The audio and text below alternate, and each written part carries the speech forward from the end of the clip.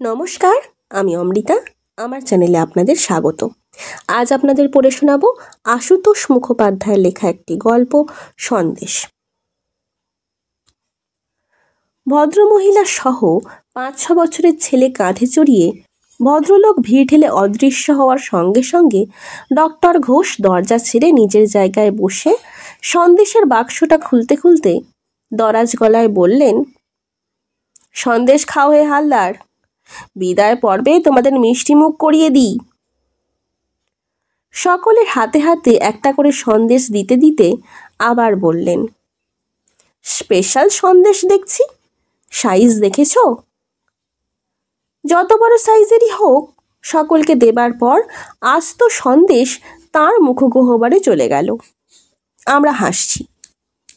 মুখের সন্দেশ খানিকটা আয়ত্তের মধ্যে এনে আমার দিকে চেয়ে মন্তব্য করলেন, হাসি নয়, আমাকে হটিয়ে রেসিডেন্ট সার্জেন্ট তো হলে। সন্দেশ খেয়ে তাগত বাড়িয়ে নাও, নইলে তোমার যা নার্ভ দেখলাম, শেষে ডাক্তারি ছেড়ে কুঁজো হয়ে বসে শুধু সাহিত্যই করতে হবে। আর সকলে সবটা না বুঝলেও তার সঙ্গে হাসি জুড়ে দিলেন। তাকে হটিয়ে রেসিডেন্ট সার্জন হবার কথাটা টিপ্পনি ভেবেও হয়তো আনন্দ পেলেন কেউ কেউ। ডক্টর ঘোষ নিজের টাকায় বিলেত যাচ্ছেন আরও বড় সার্জন হয়ে আসতে। আমরা স্টেশনে তাকে বিদায় অভিনন্দন জানাতে এসেছি। তাকে হটাবার কথাটা নিছক ঠাট্টা। তবু তিনি গেলে তার জায়গাটি দখল করার দিকে আমার সক্রিয় চেষ্টা ছিল, সেটা এরা অনেকেই জানেন। তাছাড়া আমার কিছু মুরব্বির জোর আছে। সেই জোরে আমি যে এই ভয়াবহ ভদ্রলোকের ভয়ে বাইরে অন্তত জুজু হয়ে থাকতাম না, সেও অনেকেই জানেন। হাসপাতালে অন্যান্য জুনিয়র ডাক্তারদের চোখে সেটা একটা দুর্জয় সাহসের ব্যাপার। তাকে সরাতে পারলে আমি চেষ্টার কসুর করতাম না। কারো কারো সেই সন্দেহ হওয়াও বিচিত্র নয়। অথচ আসল প্রমোশনের সময় বাইরের মুরব্বিয়ানায় যে আমার কাজে লাগেনি, তার চেয়ে অনেক বেশি কাজ হয়েছে এই মেজাজি লোকটির ঢালাও সুপারিশে। সেও অপ্রকাশ্য কিছু নয়। কাজেই ডক্টর ঘোষের এই মন্তব্যটা সন্দেশের মতোই রসোত্তীর্ণ মনে হয়েছে কারো কারো। সন্দেশে মুখ পোড়া সত্ত্বেও আমার দুর্বল নার্ভ দুর্বলতর হয়ে আসছিল।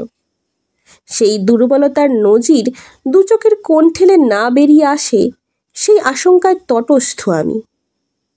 উনি কি বললেন আর কেন বললেন, আর কেউ জানবে কি করে?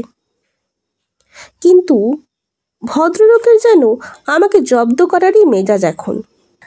একজনকে জলের ক্যানটা এগিয়ে দিতে ইশারা করে আবারও দরাজ গলায় বলে উঠলেন, দেখলে তো, মা আর ছেলের একসঙ্গে জীবন সংশয় হলে সর্বদা আগে মায়ের কথা ভাবা উচিত। তাহলে মা বাঁচে, ছেলে বাঁচে, আর বরাতে সন্দেশ জোটে। জল খেয়ে গলা ভিজিয়ে নেবার আগেই হা হা করে হেসে উঠতে গিয়ে তার অট্ট হাসি আর অট্ট কাশি একসঙ্গে চলল। চিকিৎসা রীতির একটা ছক বাঁধা নির্দেশ। শিশুর আসন্ন আবির্ভাবকালে মায়ের জীবন সংশয় দেখা দিলে শিশুর বিনিময়েও আগে মায়ের জীবন রক্ষার দিকটা চিন্তা করতে হবে। Mother's life first. কিন্তু ডক্টর ঘোষের যে মায়ের জীবন রক্ষার কারণে এই অন্তর্তুষ্টি আর সন্দেশ লাভের আত্মপ্রসাদ, তিনি ওই মহিলা যিনি সন্দেশের বাক্স রেখে চোখের জল চেপে হাসি মুখে বিদায় নিয়ে গেলেন, যার ছেলের বয়স 5 ছাড়িয়েছে, আর ছেলের জীবন সংশয়ের সময়ও যার সেই নিজস্ব সংকট কোনো চিকিৎসা শাস্ত্রের আওতায় পড়ে না। গোড়া থেকে বলা দরকার, অধীনস্থ জুনিয়র ডাক্তাররা একজনও যে রেসিডেন্সিয়াল সার্জন ডক্টর ঘোষকে পছন্দ করত না, তার দুটো কারণ। প্রথম এবং প্রধান, তার মেজাজ। জুনিয়র ডাক্তাররা সব যেন তার খাস তালুকের প্রজা। মারুন ধরুন কাটুন কুটুন, মুখটি বুজে থাকতে হবে। নাম সুজন ঘোষ। হাসপাতালের কাজের পরিবেশে নামটা সাধারণত ডুবে যায়, আর এর শব্দটাই চালু। কিন্তু সুজন ঘোষের বেলায় তা হয়নি। কোনো এক জুনিয়র ডাক্তার একসময় তার নামকরণ করেছিল জিজি, অর্থাৎ গর্জন ঘোষ। অসাক্ষাতে এই নামটাই চলতি এখন, জিজি অর্থাৎ গর্জন ঘোষ। এটা তিনিও জানেন। সার্জন হিসাবে এমন কিছু সিনিয়র লোক তিনি নন। আমাদের থেকে 6-7 বছরের বড়, 40ও হয়নি। কিন্তু এই মেজাজের জন্যেই একাধিকজন তাকে টপকে প্রমোশন পেয়ে গেছে। তার সম্বন্ধে কোনো ওপরওয়ালার ভালো রিপোর্ট একটিও আছে কিনা সন্দেহ। রাগের মাথায় কতজনের সামনে যে ছুরি কাঁচি ছুঁড়ে ফেলে দিয়ে চলে গেছেন ঠিক নেই। অথচ অতি আপনজনের কোনো সার্জিক্যাল কেস নিয়ে যদি কোনো সার্জনের শরণাপন্ন হওয়ার দরকার হয়, সবার আগে সম্ভবত ওই গর্জন ঘোষের কথাই মনে হবে। শুধু আমার নয়, বিরাগভাজন ওপরওয়ালাদেরও। অপারেশনের সময় ওই রকচটা মানুষটার হাতটি পাকা আর্টিস্টের হাত যেন। অস্ত্রোপচারে একটি রক্তমাংসের দেহ নিয়ে কারবার, প্রাণ নিয়ে সমস্যা, সেটাও তার মনে থাকে কিনা সন্দেহ। দেখলে মনে হবে কিছু একটা শিল্পকর্মে নিবিষ্ট তিনি।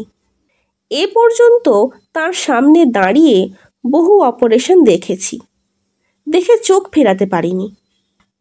মন মেজাজ প্রসন্ন থাকলে এরই মধ্যে অপারেশনের ফাঁকে ফাঁকে উপস্থিত জুনিয়র ডাক্তারদের অস্ত্রোপচার পদ্ধতি বুঝিয়েছেন।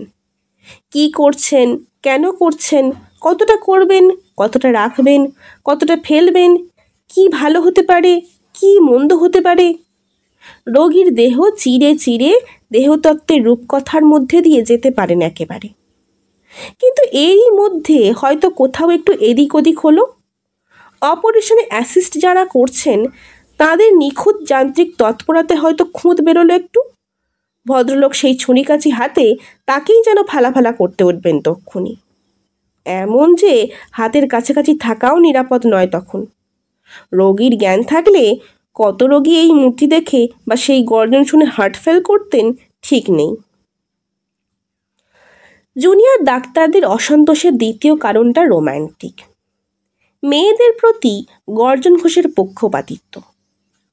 অবশ্য এর জন্য এমনিতে আমরা যে খুব অখুশি তা নয়। হাসপাতালের রোগিণী আর নার্স আর গর্জন ঘোষকে নিয়ে অনেক মর্মগ্রাহী ঘোষ গল্প, জল্পনা, কল্পনা, হাসি কৌতুকের খোরাক জোটে। ভদ্রলোক অবিবাহিত, কিন্তু তা বলে রমণী সঙ্গ বিরহিত বলে মনে করে না কেউ। সব সত্যি না হোক, যা রটে তার কিছুটা সত্যি বলে আমরা সানন্দে বিশ্বাস করি। বউ সলভ করে বলবে, অমুক নেপালি নার্সের সঙ্গে অমুক ইংরেজি সিনেমা হলের দিকে যেতে দেখেছে তাকে। দাস বলবে, অমুকের সঙ্গে অমুক জায়গায় দেখেছে। দত্ত বলবে, অমুক রোগিণীর কেবিনে দুবেলা ঘড়ি ধরে আধ ঘন্টা করে গল্প করতে দেখেছে। চক্রবর্তী বলবে, কোনো ভদ্রলোকের অপারেশনের পর তার স্ত্রীটিকে সান্ত্বনা আর অভয় দেবার জন্য দুবেলা হাসপাতাল থেকে তিনি উধাও হতেন, সেই গল্প। রায় বলবে, হৃদ্যতা মন্ত্রে এক মহিলার তাকে বাড়িতে ডেকে এনে বিনা পয়সায় ভাইয়ের বড়সড় অপারেশন করিয়ে নেওয়ার কাহিনী। রমণী প্রীতির এরকম আরও অনেক নজির অনেকে দেখাতে পারেন। কোনো সুরসিক বৃদ্ধ ভিজিটিং ফিজিশিয়ান এক ঘরোয়া চায়ের আসরে একবার বেশ কড়া ঠাট্টা করেছিলেন শুনি এই নিয়ে। জবাবে সুজন ঘোষ অন্যথায় গর্জন ঘোষ জবাব দিয়েছেন, মেয়েরা এদেশে হয় ভোগের বস্তু, নয় ত্যাগের বস্তু, নয়তো অর্চনার বস্তু। আসলে ওরা যে বস্তু নয় সেটাই কেউ ভাবে না। বৃদ্ধ ডাক্তারটিও ছাড়েননি, তক্ষুনি ফোঁস করে ওঠেন, মেয়েদের ওপর এত টান তোমার, নিজের ঘরে ওই একটিও অবস্তুকে জোটাতে পারলে না কেন হে এ পর্যন্ত? গর্জন ঘোষ গর্জন করেই হেসে উঠেছিলেন। তারপর শখেদে বলেছেন, জোটালে ওই একটিই মাত্র জোটাতে হয় যে। কিন্তু আমাদের খুব সেই জন্যে নয়, উল্টে বরং ভালোই লাগে। অবকাশ সময় আড্ডা জমে, সময় কাটে। কিন্তু রোগিণী বা নার্স ছেড়ে ওই যে বারান্দায় ঝাঁট দেয় রমণীটি, সেও যদি কারো নামে নালিশ করে, ভদ্রলোক গোটাগুটি বিশ্বাস করবেন এবং তেতে উঠবেন। নার্সরা তো ওই একজনের ভরসায় কেয়ারই করে না কাউকে। নিজেদের জোরের খবরটা জানা থাকলে রোগিণীরাও অনেক সময় ভ্রুকুটি করতে ছাড়েন না। এদের সামনেই ধমক ধমক খেতে কে আর চায়? সেদিন আউটডোরে একটি মহিলা এসেছেন তার ছেলেকে দেখাতে। ছেলেটির ঘুষঘুষে জ্বর হয় আর মাঝে মধ্যে পেটের ব্যথা বলে। 5 বছর মাত্র বয়স। কলকাতা থেকে মাইল 15 দূরে এক মিশনে থাকে। সেখানেই পড়াশুনো করে। মিশনের নামটা শোনা ছিল। অনেক দুষ্টু ছেলের মতিগতি ফেরানো সুনাম আছে তাদের। মহিলা অর্থাৎ ছেলেটির মা কলকাতার কাছেই 24 পরগনার কাছে কোনো এক সেলাইয়ের প্রতিষ্ঠানে সামান্য চাকরি করেন। সেখানেই থাকেন। নিজের কাছে ছেলেকে রাখার অনেক অসুবিধে বলেই তাকে মিশনে দিয়েছেন। মনে হলো ভদ্রমহিলা বিধবা, সিঁথিতে সিঁদুর নেই। পরনে অবশ্য হালকা রঙিন শাড়ি। ওরকম রঙিন শাড়ি আজকাল অনেক বিধবা পরেন। তাছাড়া সামান্য কাজ করে খেতে হয় যখন, রঙিন পরলে খরচেরও সাশ্রয়। ছেলেটির ভারী মিষ্টি চেহারা। দারিদ্র্যের ছাপের মধ্য দিয়ে একটু একটু দুষ্টুমির ছাপ উঁকিঝুঁকি দিচ্ছে। রোগী পরীক্ষা করে ওষুধ লিখে 5 দিন বাদে আবার তাকে নিয়ে আসা ধরা বাঁধার নির্দেশ দেওয়া হলো। বাকি কটি রোগী দেখার পর চোখ পড়ল। দরজার ওধারে মহিলাটি চুপচাপ দাঁড়িয়ে। আমার অবকাশের প্রতীক্ষাতেই দাঁড়িয়ে আছেন বোঝা যায়। কাছে এসে তার আবেদন শুনলাম। ছেলেটিকে হাসপাতালে ভর্তি করে নেওয়া যায় কি না, অন্যথায় ওর চিকিৎসা হবার আশা কম। কাজ ফেলে বারবার নিয়ে আসার সুবিধে হবে না। মিশনে রোগীর যত্ন হওয়াও সম্ভব নয়।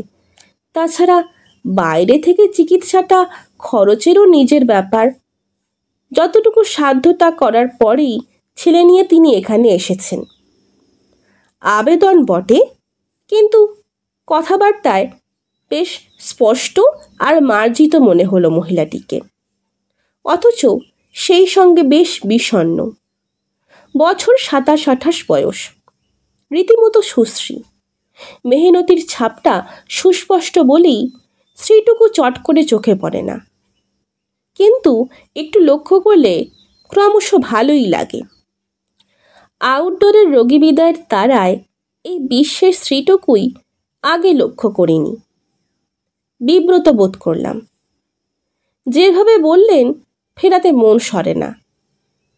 ছেলেটাকে দেখেও কেমন মায়া হয়। অথচ এমার্জেন্সি কেস নয় যে চট করে নিয়ে নেব। কেবিনের প্রশ্নও ওঠে না, তাতে খরচের সমস্যা। ফ্রি বেডের জন্যে ওয়েটিং লিস্টে কত নাম পড়ে আছে ঠিক নেই। বেড বাড়িয়ে সাময়িক ব্যবস্থা করা যায়, কিন্তু সেটা করাতে গেলে সুযোগ সুবিধে পেলেই কেউ না কেউ ঠেস দেবে। জানালাম আজই একেবারে ভর্তি করে নেওয়ার পক্ষে অসুবিধে আছে। আমি চেষ্টা করে দেখতে পারি শিগগিরই যাতে হয়। তাছাড়া এভাবে নিতে হলে রেসিডেন্সিয়াল সার্জনের সঙ্গে একবার কথা বলে নেওয়া দরকার। শুনে মহিলাটির মুখে নিরুপায় হতাশার ছাপটাই স্পষ্টতর হলো আরো। খানিক চুপ করে থেকে জিজ্ঞাসা করলেন, আমি একবার তার সঙ্গে দেখা করতে পারি না? সঙ্গে সঙ্গে আমার মেজাজের পালে প্রতিকূল হাওয়া লাগলো যেন। সশরীরে তিনি আবেদন নিয়ে উপস্থিত হলে নিরাশ হয়ে নাও ফিরতে পারেন। যদিও নিরাশ না হবার মতো কথা বা আচার আচরণের বিন্যাস মহিলাটি জানেন মনে হয় না, কিন্তু সেটা না জানাও অনেক সময় বৈচিত্র্যের অঙ্গ। বললাম, কেন পারবেন না? চেষ্টা করে দেখুন, হলেও হতে পারে। এই কথাগুলোই মিষ্টি করে বললে মনে করার কিছু ছিল না, কিন্তু নিজের দৃঢ়তায় বললাম, কেন পারবেন না? চেষ্টা করে দেখুন, হলেও হতে পারে। এই কথাগুলোই মিষ্টি করে বললে মনে করার কিছু ছিল না, কিন্তু নিজের দৃঢ়তায় নিজেই কেমন লজ্জা পেয়েছি। আর এক মুহূর্ত না দাঁড়িয়ে জায়গায় এসে বসেছি। বসে আর চোখে ভদ্রমহিলার শুকনো মূর্তিটি লক্ষ্য করেছি। বিমূঢ় মুখে খানিক দাঁড়িয়ে থেকে ছেলের হাত ধরে তিনি আস্তে আস্তে সরে গেলেন সেখান থেকে। উঠে এসে দেখি গেটের দিকে চলেছেন, ফিরে চলেছেন। ভয়ানক খারাপ লাগলো। এখান থেকে বাইরের গেট কম পথ নয়। এটুকু হাঁটতেই ছেলেটার কষ্ট হচ্ছে বলে মা তাকে কোলে তুলে নিয়েছেন। এত দেখার ইচ্ছে যখন ছেড়ে দিলে কেন? Call them back and see again. গমগমে গলা শুনে চমকে উঠেছি। বিপরীত করিডোর ধরে সামনে এসে দাঁড়ালেন RS ডক্টর ঘোষ, গর্জন ঘোষ। গম্ভীর মুখে হাসির আভাস। রাউন্ডে বেরুলে সাধারণত এই দিকেও রোজই ঘুরে যান একবার। পলকে ভেবে নিলাম একটু। সামনের দারোয়ানকে ডেকে তক্ষুনি নির্দেশ দিলাম মহিলাটিকে ডেকে আনতে। সে ছুটল। ডক্টর ঘোষ ভ্রুকুটি করলেন। What the devil you mean? বললাম, পরোক্ষে একটু সুপারিশ করলাম বলা যেতে পারে। ইতিমধ্যে ছেলের সঙ্গে করে মহিলাটি সামনে এসে দাঁড়িয়েছেন। পরিচয় দিলাম, ইনি RS ডক্টর ঘোষ। যুক্ত করে নমস্কার জানিয়ে আমাদের নির্দেশ শোনার আশায় তিনি চুপচাপ দাঁড়িয়ে রইলেন। ডক্টর ঘোষ ছেলেটিকে দেখার আগে তার মাকেই এক নজর দেখে নিলেন। তারপর ছেলেটিকে হাতের কাছে টেনে নিলেন। তার অভ্যস্ত দুই হাত শিশুটির গলা চড়াও করল। গলা টিপে দেখছেন হাতে গ্ল্যান্ড বা অন্য কিছু লাগে কিনা, কিন্তু দৃষ্টিটা তখনও মায়ের দিকে। আমি হাসি চেপে দাঁড়িয়ে আছি। মহিলাটি নির্বাক, শান্ত। ছেলেটিকে ছেড়ে দিয়ে ডক্টর ঘোষ সংক্ষিপ্ত হুকুম জারি করলেন, নিয়ে নাও। সুশোভন ব্যস্ততায় চলে গেলেন। মহিলাটির দিকে চেয়ে মনে হলো সত্যিকারের আশ্রয় পেয়েছেন তিনি। মুখে কৃতজ্ঞতার একটি কথাও বললেন না, কিন্তু চোখ দুটি কৃতজ্ঞতায় ভরা। একটি ফর্ম বার করে সেটা দিতে ফিল আপ করলেন। নাম সই করলেন তৃপ্তি গাঙ্গুলি। ছেলে রেখে তৃপ্তি গাঙ্গুলি বিদায় নিলেন আরও ঘণ্টাখানেক বাদে। আরও 10 জন 10 রকমের রোগীর মধ্যে ছেলেটাকে একলা বিছানায় ফেলে যেতে মন চাইছিল না, বোঝা যায়। শেষে আর থাকাটা ভালো দেখায় না বুঝেই ছেলের বিছানা ছেড়ে উঠেছেন। ছেলেকে বুঝিয়েছেন ডাক্তারবাবুরা খুব ভালো, খুব আদর যত্ন করা হবে তাকে। রোজ তিনি এসে দেখে যাবেন, আর কাল তো একটা বল তিনি নিশ্চয়ই কিনে আনবেন। এই সবই একান্তে ছেলেকেই বলেছেন তিনি। অন্য রোগী দেখা, চাট দেখার ফাঁকে ফাঁকে আমার কানে যেটুকু এসেছে। মিশনে থাকে বলেই হয়তো ছেলেটাও এই বয়সে মাকে ছেড়ে থাকতে খুব বেশি আপত্তি করল না। ওইখানেই থাকতে হবে আপাতত সেটা বুঝে প্রথম দিন 2 একেবারে চুপ করে গিয়েছিল। যতক্ষণ জেগে থাকতো চুপচাপ মায়ের প্রতীক্ষা করত। কিন্তু তারপরই বেশ চাঙ্গা হয়ে উঠল। 2-1টা ছোটোখাটো ঘুষের জিনিস হাতে আসতেই সে আমাকে আপনজন বলেই ধরে নিল। শুধু আমার নয়, মনে হয় ওই ছটপটে ছেলেটাকে অন্যান্য রোগীদেরও ভালো লেগেছিল। মহিলাটি রোজ বিকালের দিকে আসতেন। প্রথমে আমার কাছে এসে ছেলের খোঁজ খবর করতেন, তারপর ছেলের কাছে গিয়ে বসতেন। 4 দিন কি 5 দিনের দিন ডক্টর ঘোষের সঙ্গে তার দ্বিতীয় যোগাযোগ। বিকেলে বারান্দায় ছেলেকে একটা চেয়ারে বসিয়ে নিজেও তার পাশে বসেছিলেন। ডক্টর ঘোষ যাচ্ছিলেন সেই দিক দিয়ে। দাঁড়িয়ে পড়লেন। সার্জিক্যাল কেস ভিন্ন অন্যান্য কেসের খুব বেশি খবর রাখেন না তিনি। রাউন্ডের সময় কখনো কখনো চোখের দেখা দেখে যান, এই পর্যন্ত। দূর থেকে দেখলাম তৃপ্তি গাঙ্গুলি উঠে দাঁড়িয়েছেন, হাত তুলে নমস্কার জানিয়েছেন, আর কিছু একটা প্রশ্নের মৃদু জবাব দিচ্ছেন। ডক্টর ঘোষ ছেলেটাকে আদর করলেন একটু, তারপর ঘুরে দাঁড়িয়ে ইশারায় আমাকে ডাকলেন। কি অসুখ, ভিজিটিং ফিজিশিয়ান কি বলছেন, এই কদিনে কতটা উন্নতি দেখা যাচ্ছে ইত্যাদি প্রশ্ন। এই আন্তরিকতার একটাই অর্থ আমাদের জানা। তার পরদিনও ডক্টর ঘোষকে বিকেলে ওই সময় ওখানেই দেখা গেল। তার পরদিনও আদর করে সেদিন ছেলেটাকে কোলেও নিয়েছেন ডক্টর ঘোষ। বুঝলাম, ছেলেটা যে কদিন আছে রোজই উনি এখন থেকে দেখাশুনো করতে আসবেন। শুধু তাই নয়, ছেলেটাকে সেই দিনই অন্য ঘরে আরও ভালোভাবে থাকার ব্যবস্থা করে দিলেন তিনি। ছেলের মাকে আশ্বাস দিলেন। শুনলাম ভিজিটিং ফিজিশিয়ানের সঙ্গে পরদিনে ছেলের অসুখ নিয়ে বিস্তারিত আলোচনা করবেন। এসব কারণে আমি বা আমরা বিরূপ হয়ে উঠব খুব স্বাভাবিক কথা। চিকিৎসক হিসাবে আমাদের মর্যাদা ক্ষুণ্ণ করা হচ্ছে, সেই বিবেচনাটুকু পর্যন্ত নেই ভদ্রলোকের। মহিলার সঙ্গে ভাব জমাতে ব্যস্ত। কিন্তু ক্ষুণ্ণ হই আর যাই হই, ছেলেটার ক্ষতি চাইনি, তাই চিকিৎসার কোনো ত্রুটি হয়নি। দিন 10 মধ্যেই জ্বর ছেড়ে গেল। আর 2-3 দিনের মধ্যেই তাকে ছেড়ে দেওয়া যেতে পারে, দেবারও কথা। অথচ আমার মনে কিরকম খটকা লাগছে। ছেলেটা পেট ব্যথার কথা বলে প্রায়। প্রথম ভেবেছিলাম কতগুলো বিশেষ ওষুধের প্রতিক্রিয়া, দেখা গেল তাও না। তার উপর ছেলের মা স্মরণ করিয়ে দিলেন আগেও এরকম বলতো, আর ব্যথার অভিযোগটা ক্রমশ বাড়ছে মনে হলো। পেটে হাত দিয়ে সেদিন ভালো করে পরীক্ষা করতে কেমন একটা সন্দেহ উঁকি ঝুঁকি দিল। ভিজিটিং বিশেষজ্ঞকে আজ আর পাবার আশা নেই। তাড়াতাড়ি ডক্টর ঘোষকেই ডেকে নিয়ে এলাম। আরেকটু বাদে, অর্থাৎ ছেলের মায়ের আসার সময় হলে নিজেই আসতেন তিনি। এই কদিনেই গর্জন ঘোষ আর তৃপ্তি গাঙ্গুলিকে নিয়ে জুনিয়র ডাক্তারদের মধ্যে বেশ সরস আলোচনা শুরু হয়ে গেছে। আমি অবশ্য খুব মন খুলে সে আলোচনায় যোগ দিতে পারিনি, কারণ ঘোষের দিক থেকে আলোচনাটা যতই সত্যি হোক, ওই মহিলাটির দিক থেকে সেটা ততটাই মিথ্যে এবং মন করা। সেটা আমার থেকে বেশি কেউ জানে না। আমার কেবলই মনে হয়েছে এই বাহ্য দুনিয়া থেকেই উনি যেন খানিকটা তফাতে সরে আছেন। একমাত্র ছেলের সামনে সকলের অগোচর নিভৃতে তাকে যেন একটু অন্যরকম দেখা যায়। অন্যথায় একলার এক নীরব গণ্ডির মধ্যেই তিনি বাস করছেন যেন। সেখানে তার কোনো দোসর নেই, দোসর লাভের বাসনাও নেই।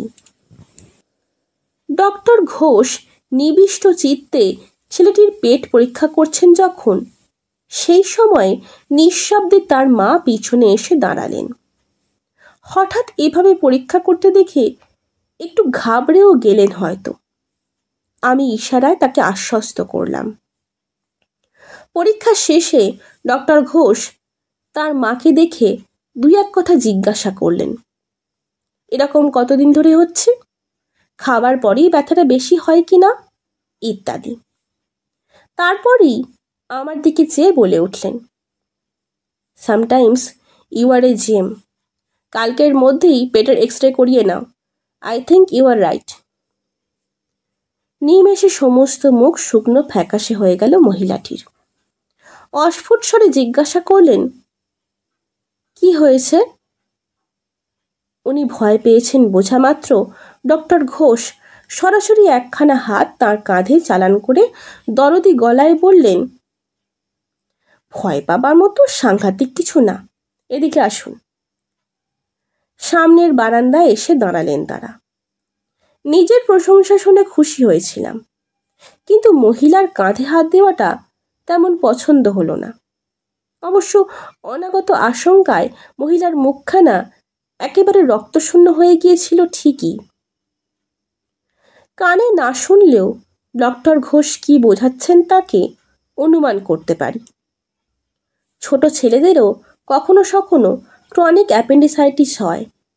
সময় ধরা পড়লে তেমন ভয়ের কিছু নেই, অপারেশন করলেই সেরে যাবে। এছাড়া আর কি বা বলার আছে। পরদিন ছিল শনিবার। পেটের এক্সরে ঝামেলা আছে কিছু। মাঝে রবিবার পড়ায় সোমবার সকালের আগে রিপোর্ট পাওয়া যাবে না। মনটা একটু উতলা ছিল। ওই মায়ের একমাত্র সম্বল ওইটুকু ছেলের আবার একটা অপারেশনের ধমক সইতে হতে পারে ভাবতে ভালো লাগছিল না। আমার যেটুকু করার যত্ন করেই করেছি। কিন্তু রবিবার সকালে এক অবাক কাণ্ড। রোগীর ভিড় নেই সেদিন। নিজের জায়গায় বসে আরাম করে এক পেয়ালা চা খাচ্ছি। কার্ড পেলাম। আইবি থেকে একজন কর্মচারী দেখা করতে এসেছেন। অ্যাক্সিডেন্ট কেসের নানা ব্যাপারে এমন হামেশাই এসে থাকেন, কাজে অবাক হবার কিছু নেই। কিন্তু ভদ্রলোকের বক্তব্য শুনে আমি হাঁ। সহসা বোধগম্য হলো না কি তার অভিযোগ। অভিযোগই বটে, তাজ্জব অভিযোগ। ভদ্রলোকের বক্তব্য, আইবির কোনো পদস্থ অফিসার তাকে পাঠিয়েছেন। আজ 15-20 দিন ধরে একটা 5 বছরের বাচ্চা ছেলেকে এখানে ভর্তি করেছি আমরা। তার অ্যাপেন্ডিসাইটিস সন্দেহ করা হয়েছে, অথচ এখনো এক্সরে পর্যন্ত হয়নি। এই সব ব্যাপারই অনুসন্ধান করতে পাঠানো হয়েছে তাকে। অনুসন্ধান করে তিনি সেই অফিসারের কাছে রিপোর্ট দেবেন। ইতিমধ্যে চিকিৎসার ব্যাপারে হাসপাতাল যদি একটু তৎপর হন ভালো হয়। শোনার সঙ্গে সঙ্গে ভিতরটা দাউ দাউ করে জ্বলে উঠল একেবারে। ওই মেয়ে অমন নিরীহ চুপচাপ দেখতে, যাকে দেখলেও অকারণ ব্যথার মতো একটা অনুভূতি জাগে, সেই তৃপ্তি গাঙ্গুলি এই কাণ্ড করেছে। পুলিশ খোঁজ খবর করছে জানলেই আমরা একেবারে ভয়ে দিশেহারা হয়ে ছেলের চিকিৎসা করব তার। ওই ছেলেটার জন্যে এরই মধ্যে যত করেছি, যত ভেবেছি, তেমন সচরাচর করি না আমরা। তার ফলে এই খুব সুবিধা দেখেছেন। অবশ্য কর্মচারীটি একবারও বলেননি কার কাছ থেকে খবর পেয়ে অনুসন্ধান করতে এসেছেন। কিন্তু তৃপ্তি গাঙ্গুলি ছাড়া কার মুখ থেকে এ ধরনের খবর পেতে পারেন? কারই বা দায় পড়েছে? হয়তো যোগাযোগ আছে কারোর সঙ্গে। একটু বেশি সুবিধের আশায় এদিক থেকেও একটা মোচড় দিয়ে রাখলেন। প্রথমেই সব রাগটা গিয়ে পড়ল ডক্টর ঘোষের উপর। কার জন্য এত করেছেন বুঝুন এবার। রমণী অনুরাগের ফল দেখুন। সেটা বোঝাবার আর দেখবার জন্যে কর্মচারীটাকে বসিয়ে আমি তক্ষুনি ছুটলাম ডক্টর ঘোষের কাছে। বুঝতে সময় লাগলো তারও।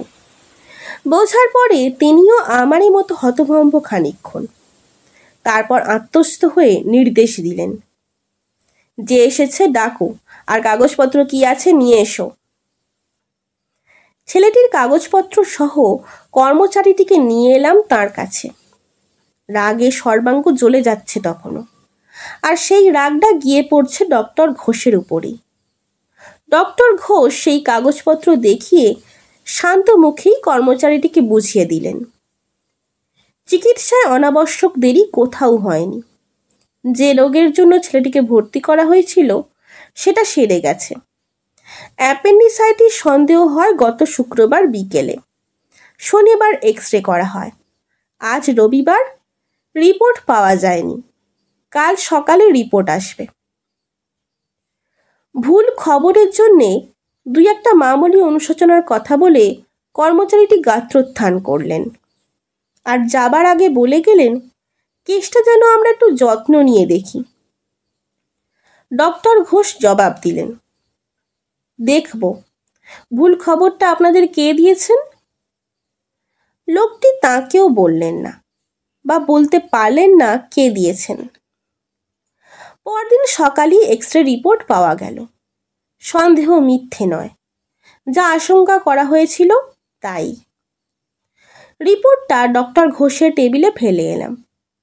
একটি কথাও বললাম না, অর্থাৎ যা করার তিনিই করুন এখন। তার ঘণ্টা 3 বাদেই তৃপ্তি গাঙ্গুলি এসে হাজির সেদিন। রিপোর্ট কি হয় জানার জন্যে ছুটি নিয়েই এসেছেন বোধ হয়। মুখে নীরব উদ্বেগের চিহ্ন। কিন্তু আজ আর তা দেখে একটুও অনুকম্পা হলো না আমার। আউটডোরের পেশেন্ট বসিয়ে তাকে নিয়ে এলাম ডক্টর ঘোষের ঘরে। নিজে না এলেও চলতাম, এলাম কারণ নিজের কানেই শোনার ইচ্ছে ছিল কি বলেন ডক্টর ঘোষ, কোন ধরনের অনুযোগ করেন। কিন্তু ডক্টর ঘোষের আজকের অভ্যর্থনাটা অন্যরকম হলো। মহিলার নমস্কারের জবাবে চোখ তুলে একবার শুধু তাকালেন, হাসলেন না, বসতে পর্যন্ত বললেন না। একটা স্লিপ লিখে দারোয়ানকে দিয়ে ওপরে পাঠিয়ে দিলেন। তারপর এক্স-রে রিপোর্টটা মহিলার দিকে ঠেলে দিয়ে শান্ত মুখে বললেন, আপনার ছেলের যা সন্দেহ করা হয়েছিল তাই। আমরা আর্লি অপারেশন অ্যাডভাইস করে দিলাম। আর এই আপনার ছেলের ডিসচার্জ কার্ড, এখনই নিয়ে যান। ডিসচার্জ কার্ডের সঙ্গে চিকিৎসা সংক্রান্ত নির্দেশের আর যা কাগজপত্র ছিল সবই ঠেলে দিলেন। তৃপ্তি গাঙ্গুলি ফ্যাল ফ্যাল করে খানিক চেয়ে রইলেন তার দিকে।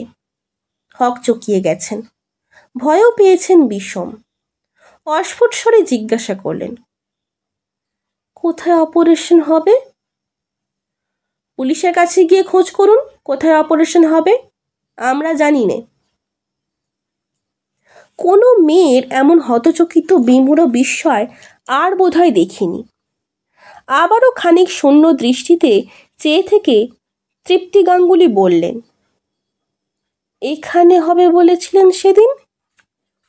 আজ বলছি এখানে হবে না। আপনার ওই পুলিশের কাছে যান, তারা ব্যবস্থা করে দেবে। পরক্ষণে আমার দিকে চেয়ে ক্ষিপ্ত গর্জন করে উঠলেন, take her away please, I am busy now. মহিলার দিকে দৃষ্টি ফেরালেন আবার, আপনি ছেলেকে নিয়ে চলে যান, আর বিরক্ত করবেন না। নিষ্পন্দ মূর্তির মতোই তৃপ্তি গাঙ্গুলি ঘর ছেড়ে বেরিয়ে এলেন। এতটা শুনব বলে আমিও প্রস্তুত ছিলাম না। বাইরে এসে দেখি একজন নার্স ছেলেটিকে কোলে করে নিয়ে এসেছে। নিজের অগোচরেই যেন মহিলা এগিয়ে গিয়ে ছেলে নিলেন তার কাছ থেকে। তারপর আমার দিকে ফিরলেন। কথা বলার শক্তিও লুপ্ত মনে হলো। ফল তো হাতে হাতেই পেয়েছেন, আর রাগ পুষে কি করব? রীতিমতো করুণ লাগছে ব্যাপারটা। জিজ্ঞাসা করলাম, একটা রিক্সা ডেকে দিতে বলবো? শূন্য দৃষ্টিতে খানিক চেয়ে থেকে তিনি মাথা নাড়লেন শুধু। আমি ইঙ্গিতে একজনকে বললাম একটা রিক্সা ডেকে দিতে। আমার সঙ্গে সঙ্গে তিনিও বারান্দার মাথার দরজার কাছে এলেন। কথা বলার মতো শক্তি সংগ্রহ করে জিজ্ঞাসা করলেন, উনি এভাবে আমাকে তাড়িয়ে দিলেন কেন? আপনি বোঝেননি কেন? মাথা নাড়লেন তক্ষুনি, বোঝেননি। ছেলের চিকিৎসার গাফিলতি হচ্ছে বলে পুলিশ পাঠিয়েছিলেন কেন? আমি? আবারও মনে হলো এত বিস্ময় দেখিনি। অস্ফুট কাতরোক্তি স্বরে বললেন, আমি পুলিশ পাঠিয়েছিলাম? আপনি না পাঠান, আপনার কথা শুনে আপনার আপনজন কেউ পাঠিয়েছেন, মনে পড়ছে? আবারও মাথা নাড়তে গিয়ে প্রচণ্ড ধাক্কা খেলেন যেন। সমস্ত মুখ বিবর্ণ পাংশু। কিছু একটা মনে পড়েছে বোঝা গেল, আর তারই ধাক্কা সামলাতে না পেরে দ্বিগুণ অসহায় আরও। কোমল করেই বললাম, ছেলেটাকে আর কোনো হাসপাতালে ভর্তি করিয়ে অপারেশনটা তাড়াতাড়ি করিয়ে নেবেন। অনেক রোগী বসে, আর দাঁড়ানো সম্ভব হলো না, চলে এলাম। কিন্তু মনটা কেমন ভারাক্রান্ত হয়ে থাকলো অনেকক্ষণ। গর্জন ঘোষ একেবারে তাড়িয়েই দেবেন ভাবিনি। কোনো মেয়ের ওপর অন্তত তাকে এমন ক্ষিপ্ত হয়ে উঠতে দেখিনি কখনো। দিন পাঁচেক পরে সন্ধ্যার দিকে একজন অপরিচিত প্রৌঢ় ভদ্রলোক এসে হাজির। আমারই খোঁজে এসেছেন শুনে ডেকে বসালাম। ভদ্রলোক নিজের পরিচয় দিলেন। তৃপ্তি গাঙ্গুলি, যার ছেলে আমাদের এখানে পেশেন্ট ছিল, তার আত্মীয় তিনি। তার বক্তব্য, একটা ভুল বোঝাবুঝির ফলে আমরা ছেলেটিকে ডিসচার্জ করে দিয়েছি।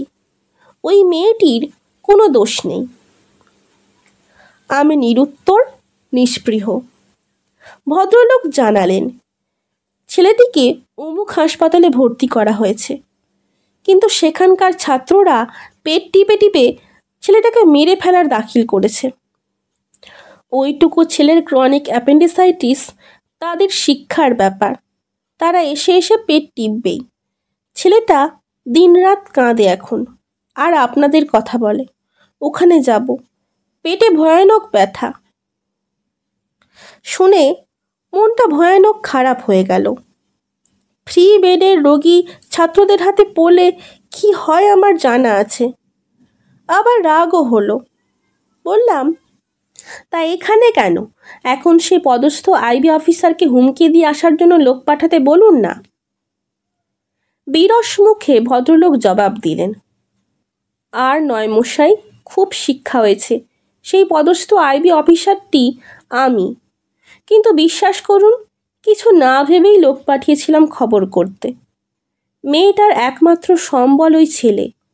15 দিন ধরে হাসপাতালে আছে, অথচ অ্যাপেন্ডিসাইটিস মাত্র সেই দিন সন্দেহ করা হলো। আগের অসুখের কিছু জানতুম না। লোক পাঠানোর ফল পেয়ে পেয়ে এমনই খারাপ অভ্যাস হয়ে গেছে, ভাবলাম কাউকে খবর করতে পাঠালে মেয়েটার যদি একটু উপকার হয় হোক। আরে আমাদের লোকগুলোও হয়েছে তেমনই, ধরতে বললে বাঁধতে যায়। সব আমাদের দোষ মশাই, মেয়েটার কোনো দোষ নেই। সে বরং আপনাদের দয়ার অজস্র প্রশংসা করেছিল। চুপ করে রইলাম। এও বানানো কিনা কে জানে। ভদ্রলোক দুহাত ধরে অনুনয় করলেন, ছেলেটাকে আবার এখানে নিয়ে আসার অনুমতি দিন। ওখানে অপারেশন হলে বাঁচবে না। জানালাম, সেটা আর হয় না। আর এস ডক্টর ঘোষ রাজি হবেন না। পেশেন্ট তিনিই ডিসচার্জ করেছেন। ভদ্রলোকের কাতর মিনতি, আমাদের দোষে ওই ছেলেটা মারা যাবে? দিন রাত অত কাঁদলে কাউকে বাঁচানো যায়? ওই দুঃখী মেয়েটার যে ওইটুকুই একমাত্র সম্বল। যা হোক করে আপনারা বাঁচান, আমি জোরহাত করে ক্ষমা চাচ্ছি। সত্যি সত্যি ভদ্রলোক দুহাত জোর করলেন। ভয়ানক অস্বাচ্ছন্দ্য বোধ করছি। ছেলেটার অসহায় অথচ দুষ্টু দুষ্টু মুখখানা চোখের সামনে ভাসছে। একটু ভেবে বললাম, আমি চেষ্টা করে দেখতে পারি, কিন্তু তাতে বোধহয় কাজ হবে না। আপনি মিসেস গাঙ্গুলিকে একবার আরএসের কাছে নিয়ে এসে বলে দেখুন। ভদ্রলোক এবারে হাল ছাড়লেন। বললেন, অনেক চেষ্টা করেছে নিয়ে আসতে, পারা গেল না। বরাবরই ওই রকম। তা না হলে আর এভাবে জীবন কাটাবে কেন? মুখ বুজে ছেলে মরতে দেখবে, তবু না ডাকলে নিজে থেকে আর আসবে না।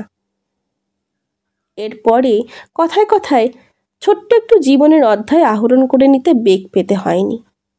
দু এক কথা জিজ্ঞাসা করতে ভদ্রলোক নিজে থেকেই বলেছেন, খুব নতুন কিছু ব্যাপার নয়। এরকম ঘটনা অনেক শোনা আছে। তবু ওই ছেলেকে দেখেছি, আর ওই শূন্যতার বেষ্টনে তার মাকে দেখেছি বলেই হয়তো ভারী বেদনা করুণ মনে হলো আমার।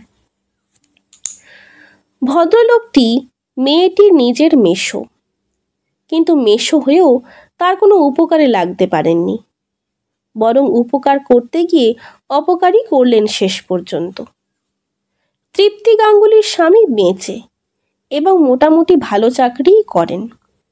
নিজের মায়ের অমতে ওই মেয়েকে ঘরে এনেছিলেন।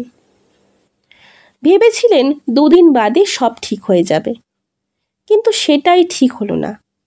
শাশুড়ি বউকে গঞ্জনা দিতেন, এমনকি পরে নির্যাতনও করতেন। তাঁরই হাতে সম্পত্তি বলে তার জোরও ছিল।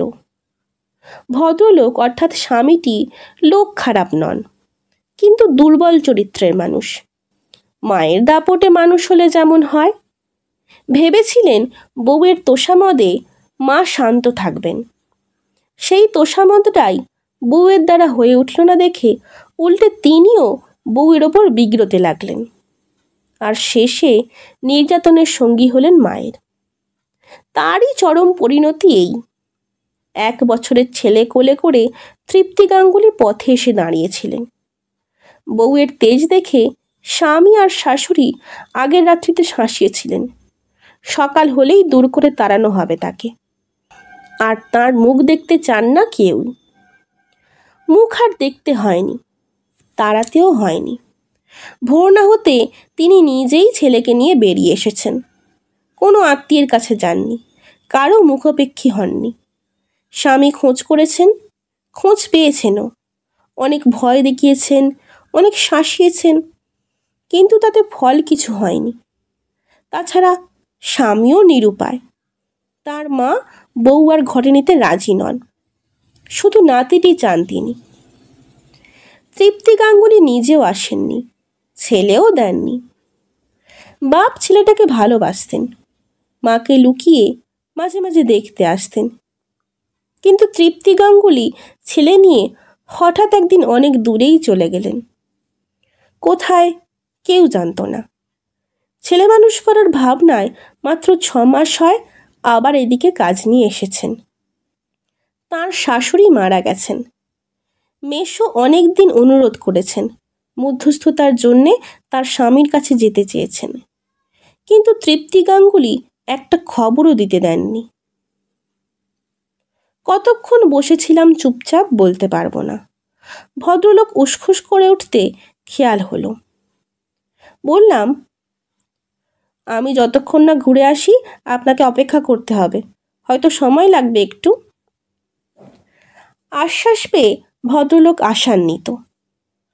আরেশ নিজের কোয়ার্টারেই আছেন। কিভাবে কথাটা তুলবো ভাবতে ভাবতে যাচ্ছি। কোনো কিছুতে একবার না করে বসলে তাকে হ্যাঁ করানো শক্ত। মেয়ে ছেলে বলেও আর খাতির করবেন বলে মনে হয় না, হয়তো শুনতেই চাইবেন না। গিয়ে দেখি ইজি চেয়ারে বসে চা খাচ্ছেন আর কি একটা ইংরেজি জার্নালের পাতা উল্টাচ্ছেন। এত বড় ঘরে এখানেও যেন একটা শূন্যতা থমকে আছে। পড়ার সামনে টেবিল ল্যাম্প জ্বলছে একটা, বড় আলোটা নেভানো। পায়ের শব্দে মুখ তুললেন, সপ্রশ্ন দৃষ্টি।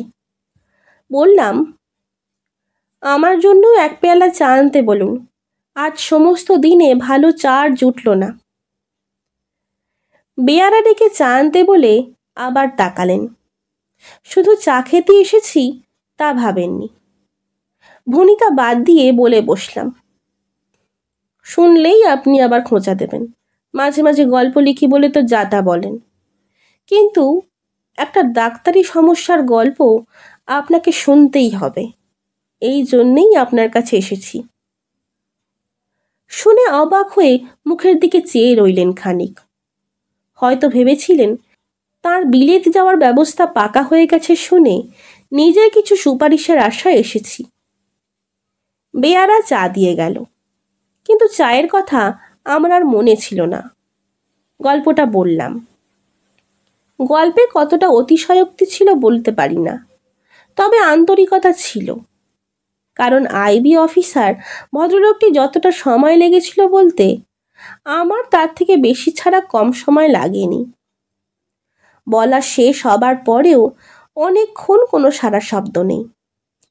ইজি চেয়ারে মাথাটা রেখে ভদ্রলোক ঘুমিয়ে পড়লেন কিনা সেই সন্দেহ হলো একবার। অপেক্ষা করছি। নড়ে চড়ে বসলেন এক সময়, কিন্তু আমার দিকে ফিরে তাকালেন না। বললেন, যিনি এসেছেন তাকে বলে দাও তৃপ্তি গাঙ্গুলি ছেলে নিয়ে আসতে পারেন। খুঁটিনাটি পরীক্ষা করতে একটা দিন কেটে গেল। ডক্টর ঘোষ বললেন, এটা করো, ওটা দেখো। ছোট ছেলের জন্য অত সব দরকার মনে হয়নি আমার, কিন্তু সেসবে আমার নাক গলাতে যাওয়া উচিত নয় বলেই চুপ করে আছি। শুধু মনে হয়েছে অপারেশনটা হয়ে যাওয়া উচিত। ছেলেটার ব্যথা আগের থেকে বেশ বেড়েছে। ডক্টর ঘোষের এবারের হাবভাব একটু অন্যরকম, একটু গম্ভীর, একটু চিন্তাচ্ছন্ন। তার হাতে এসব অপারেশন কখনো বড় অপারেশন বলে ভাবিনি আমরা। সাদা কথায় আমার সন্দেহ হলো রমণীর হৃদয় জয়ের এ আবার নতুন কোনো পরিকল্পনা কিনা, বিশেষ করে যে রমণীর হৃদয়টি সম্পূর্ণই নিজের দখলে, অন্য কোনো হৃদয়ে বাঁধা নয়। নইলে তৃপ্তি গাঙ্গুলির সামনে এমন একটা সিরিয়াস ভাব করেন, সদয় ব্যবহার করেন, অভয়ও দেন, কিন্তু মহিলা খুব অভয় পান বলে মনে হয় না। মহিলাটি এ কদিন বোধহয় ছুটি নিয়েছেন। 3 বেলায় অনেকক্ষণ ধরে ছেলের কাছে থাকেন। তৃতীয় দিন সন্ধ্যায় ডক্টর ঘোষ তার সামনেই আমাকে জিজ্ঞাসা করলেন, অপারেশন হবে, বন্ড সই করে নিয়েছ? তৃপ্তি গাঙ্গুলির দিকে তাকালেন। এর বাবা কোথায়? তাকে কখনো দেখলাম না। এখানে থাকেন না? প্রশ্ন শুনে আমি তাজ্জব। মহিলা মূর্তির মতো নির্বাক। আমি জানালাম, বন্ড ইনিই সই করেছেন। গতকাল সেই বন্ড সই করানোর সময় মহিলাকে বোঝাতে হয়েছে, ভয়ের কোনো কারণ নেই। যে কোনো অপারেশনের আগে হাসপাতালের এটা একটা ছকমাথা নিয়ম। ডক্টর ঘোষ যেন ধরেই নিলেন ছেলেটার বাবা কলকাতায় থাকেন না। চিন্তিত মুখে বললেন, but his father should be informed. তার জানা দরকার। তুমি একটা অফিসিয়াল ইন্টিমেশন পাঠিয়ে দাও। পরীক্ষার নামে ঘুমন্ত ছেলেটাকে একটু নাড়াচাড়া করে তিনি বেরিয়ে গেলেন।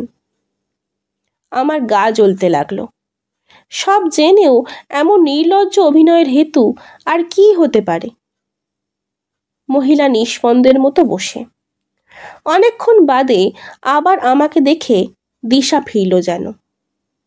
উঠে বারান্দায় এলেন। আমাকে বলবেন কিছু।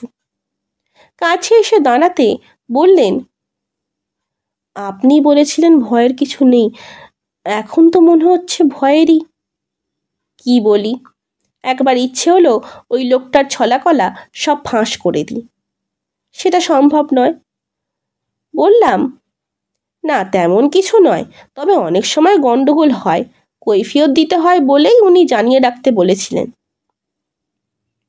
একটু আশ্বাস পেলেন বলে মনে হলো না।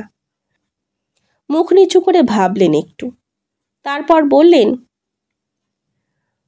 উনি মিস্টার গাঙ্গুলি এখানেই থাকেন, অসুখের খবর জানেন না।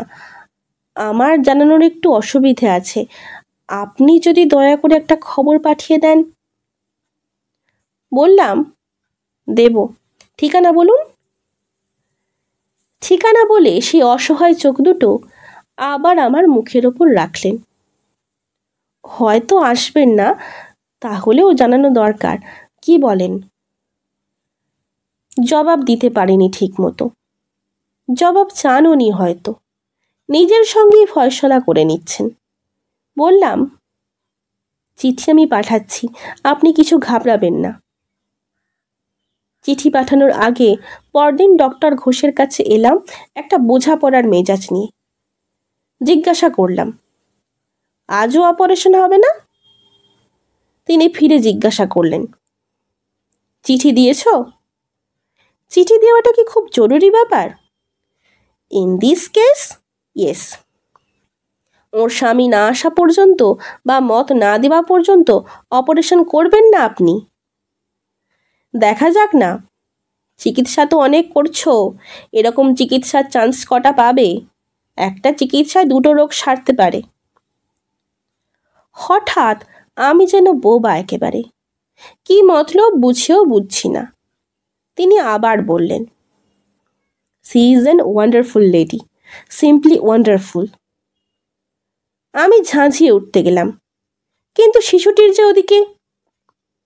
তিনি বাধা দিলেন, মাদার্স লাইফ ফার্স্ট। আবার বলতে চেষ্টা করলাম, এত দেরি হচ্ছে ছেলেটার। সঙ্গে সঙ্গে এবার গর্জন করে উঠলেন গর্জন Ghosh, I know my job, now get out.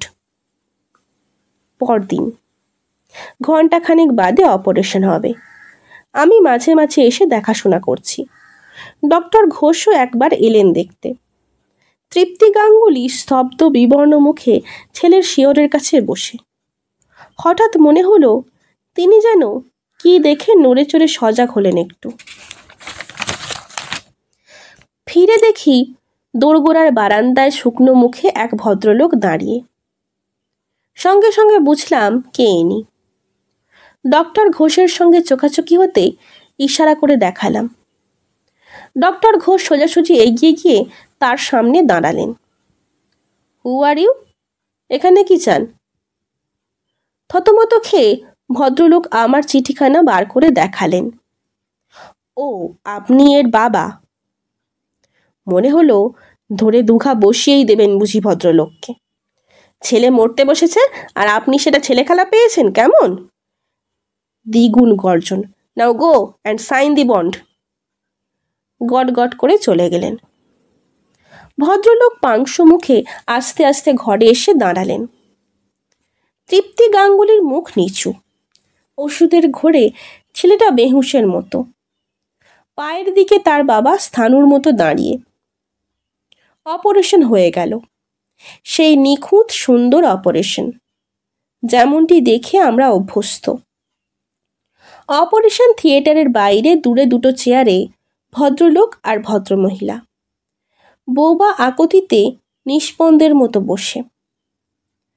আমি ওদের দিকে এগোতে যাচ্ছি, ডক্টর ঘোষ বাধা দিলেন। এক্ষুনি গিয়ে খুব একটা আসার কথা শোনানোর দরকার নেই। নিজে তাদের কাছাকাছি এসে আমাকে গম্ভীর নির্দেশ দিলেন, এমার্জেন্সি কেবিনে নিয়ে যাবে, জেনারেল ওয়ার্ডে রেখো না। তাঁদের দিকে দৃষ্টিপাত না করেই তিনি চলে গেলেন। ভদ্রমহিলা ব্যাকুল মুখে এগিয়ে এলেন আমার কাছে, কাঁপছেন থরথর করে। অস্ফুট কণ্ঠে বললাম, ঘাবড়াবেন না, ঠিক আছে। ভদ্রলোকও উঠে দাঁড়িয়েছেন, কিন্তু ভরসা করে কাছে আসতে পারেননি। স্থানের অভাবে একটা ঘরের মাঝে নীল পর্দা ফেলে দুটো কেবিন করা হয়েছে। তারই একটিতে ছেলেটিকে আনা হয়েছে। জ্ঞান ফিরতে এখনো দেরি। দুদিকের দুটো চেয়ারে তার মা আর বাবা বসে। নির্বাক আমি মাঝে মাঝে এসে দেখে যাচ্ছি, নয়তো কাজের অছিলায় পর্দার এপাশে এসে দাঁড়াচ্ছি। একটা কথারও বিনিময় শুনিনি। যথাসময়ে ছেলের জ্ঞান ফিরল। তাঁরা দুজনেই ঝুঁকে এলেন সামনে। আমি কর্তব্যরত। আবার ঘুমের ওষুধ দিলাম, দিয়ে পর্দার এধারে এসে বিশ্রামের জন্য বসলাম। অনেকক্ষণ বাদে পর্দার ওধার থেকে ভদ্রলোকের মৃদু গলা শোনা গেল, কেমন আছো? ভালো। আরো শান্ত, আরো অস্ফুট নারী কণ্ঠ। স্বল্পক্ষণের নীরবতা। এতখানি হয়েছে, তবু আমাকে একটা খবর দিলে না? দুপুরে একবার এসে দেখলাম চেয়ার দুটো ছেলেটারই একদিকে, আগের মতো দুদিকে নয়, একটু দূরে অবশ্য। বিকালের দিকে দেখা গেল ঘরের বাইরের বারান্দায় কার্নিস ধরে দাঁড়িয়ে চুপচাপ আকাশ দেখছেন দুজনে। পায়ের শব্দে সচকিত হলেন। ডক্টর ঘোষ আসছেন রোগী দেখতে। হাসি মুখে ভদ্রলোকের দিকে ভ্রুক্ষেপ না করে তৃপ্তি গাঙ্গুলির কাঁধ ধরে ঘরে ঢুকলেন তিনি। আমি দেখলাম, কিন্তু গোড়ার দিনের মতো আমার আর চোখে কাঁটা বিঁধল না। রোগী দেখে ডক্টর ঘোষ আরও খুশি। দুজনের উদ্দেশ্যেই বললেন, আপনারা আজ রাতটা রোগীর কাছে থাকতে পারেন। I think you should. বাইরে এসে তিনি আমাকে বললেন, কি হে, আমার চিকিৎসা তোমার পছন্দ হচ্ছে? আমি হেসেছি, হাসতে চেষ্টা করেছি, কিন্তু নিজের চোখের কোণ দুটো কেমন শিরশির করেছে বলেই অস্বস্তি। রাত্রিতে ভদ্রলোককে দেখলাম না কিছুক্ষণের জন্য। পরে দেখলাম হাতে একটা টিফিন ক্যারিয়ার। ছেলে সহ ডক্টর ঘোষের ঘরে বিদায় নিতে এলেন তাঁরা। আমি নিয়ে এসেছি। ডক্টর ঘোষ সাদরে বসতে দিলেন তাদের। হাসি খুশি দেখলে মনে হবে এমন একটা কেস শিগগির সারাননি তিনি। ছেলের খাওয়া দাওয়া যত্নবিধির ছোটোখাটো একটা বক্তৃতা করে ফেললেন। খুব সাবধানে রাখতে হবে, এই সময়টাই নাকি ভয়ের। ভদ্রলোকের দিকে চেয়ে হঠাৎই বলে বসলেন, তারপর ও কোন মিশনে থাকতো শুনলাম? মিশনে দিয়েছেন কেন? খুব দুষ্ট বুঝি? ভদ্রলোকের বিব্রত মুখভাবটুকু উপভোগ্য। মহিলার মুখেও হাসির আভাস। ডক্টর ঘোষই আবার বলে উঠলেন, ওসব মিশন টিশন এখন চলবে না, নিজেদের কাছেই রাখুন। ভদ্রলোক তাড়াতাড়ি বললেন, না, নিজেদের কাছেই থাকবে। গুড। আর সপ্তাহে একবার করে এনে চেক করিয়ে নিয়ে যাবেন 4 মাস পর্যন্ত। আমার দিকে তাকালেন। 4 মাসই যথেষ্ট? কি বলো? তার সকৌতুক দৃষ্টি এড়িয়ে অন্যদিকে চেয়ে গম্ভীর মুখেই মাথা নাড়াতে চেষ্টা করেছি। 4 মাস ছেড়ে 4 দিনই যথেষ্ট। সে আর বলি কি করে? ভদ্রলোক আর ভদ্রমহিলার বিদায় কৃতজ্ঞতার আভাস পাওয়া মাত্র ডক্টর ঘোষ আমাকে দেখিয়ে দিলেন, ওই ওখানে, ওর জন্যই আপনারা সব ফিরে পেয়েছেন। হি টুক অ্যাক্টিভ ইন্টারেস্ট। হাসতে লাগলেন। আমিও চেষ্টা করেছি হাসতে, কিন্তু কারো দিকে চোখ ফেরাতে পারিনি। আমার নার্ভ দুর্বল, চোখ দুটো বোধ হয় আরও বেশি দুর্বল। গাড়ি ছেড়ে গেল। একজন বলল, বাঁচা গেল।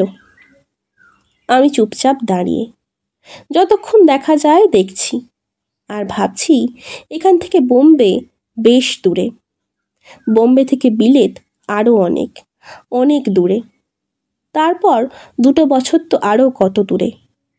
ভদ্রলোক ফিরে এলে আবার তার পায়ের কাছে বসে কাজ করতে পারবো কিনা কে জানে। শুনছিলেন আশুতোষ মুখোপাধ্যায়ের লেখা একটি গল্প, সন্দেশ। গল্প পাঠ কেমন লাগছে তা আমাকে কমেন্টের মাধ্যমে জানান। যদি ভালো লাগে তবে লাইক, শেয়ার এবং সাবস্ক্রাইব করে পাশে থাকবেন। ধন্যবাদ। নমস্কার।